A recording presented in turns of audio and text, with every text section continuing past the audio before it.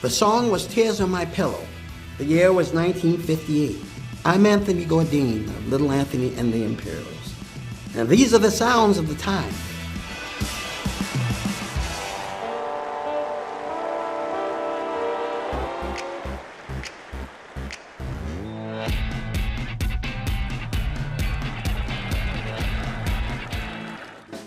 I didn't think I was going to be in the business for 60 years. No, you couldn't tell me that. But that matter, people asked me, how do you sing like that? Your age, that's just not. I said, you know why? I said, because it's not normal. It's not natural, it's supernatural. I said, there's a God that loves me, and he gave me a voice, and it's like on loan. Jerome Anthony Gourdine, better known as the lead vocalist for Little Anthony and the Imperials, has been making sweet music for more than 6 decades. But the group's sound has often been difficult to nail down. It's just not one thing. We started out, they call it street corner singing. And then some guy in 1973 couldn't figure out what was what. He was trying to explain to his audience, so he called it doo-wop. There's no such thing as doo-wop. But if one must label them, Gourdine prefers his group be called R&B contemporary singers. Singing since high school, Gourdine first joined the DuPonts, then the Chesters, which later became known as the Imperials. Yes, after the car. What happened was, legend goes, this is what I was told, the record promoter went up to WINS Winds, where Alan Freed was at that time the biggest thing on the planet. It was caller listening day on the radio, and Freed played the Imperials' first song, 1958's Tears on My Pillow.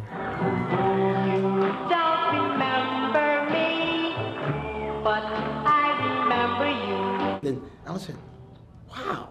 He says, who's the girl singing? And the guy says, that's no girl, that's a guy. A guy? He said, he must be awfully little. And he starts saying it on the radio when they broke it on, and he broke the record.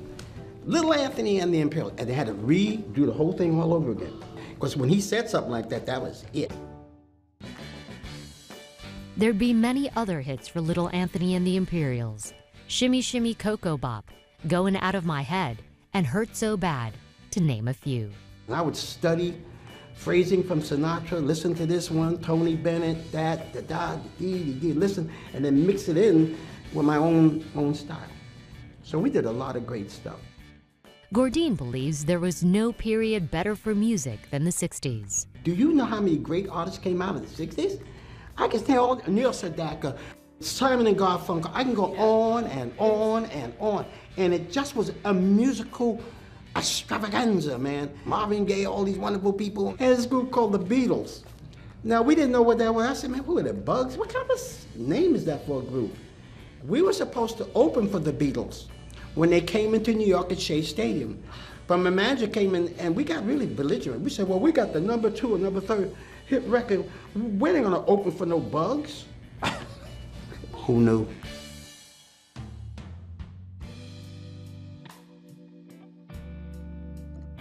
But along with the success, there was some great pain, especially when the African-American group toured down south. I heard about Emmett Till. I seen those things in the news, but you know, we had to go. I mean, that was where the shows were going.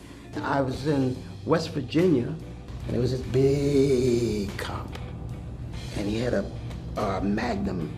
You know, I'm sitting backstage, and Bo Diddley was on, and I'm sitting in the wings looking at his gun, and I tell him, I'm friendly. I said, wow, that's a pretty big gun. He says, yeah, it's to kill little like you. It was a horror story. But I actually watched it all change. I watched Martin Luther King, who really galvanized everybody, not just blacks, but whites as well. And no fighting, no nothing, just resistance, just because he was counting on that would hit the hearts of people. When Little Anthony and the Imperials met MLK at an Atlanta airport one day, he said something that still resonates for him to this day. I'm proud of you boys doing what you do. You all just keep doing that stuff. We're proud of you.